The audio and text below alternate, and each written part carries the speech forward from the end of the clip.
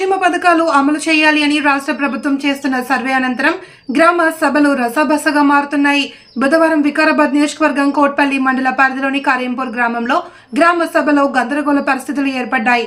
ఇందిరమ్మ ఇండ్లు మంజూరు విషయంలో సరైన లబ్ధిదారుల పేర్లు రాకపోవడంతో ఇంట్లో ఉన్నవారే పేర్లు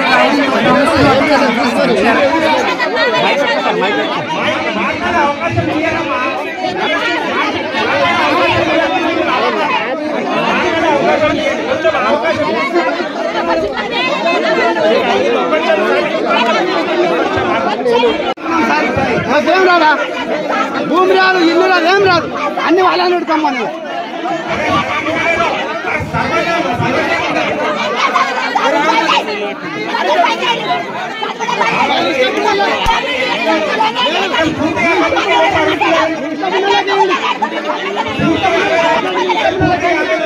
ఏమైనా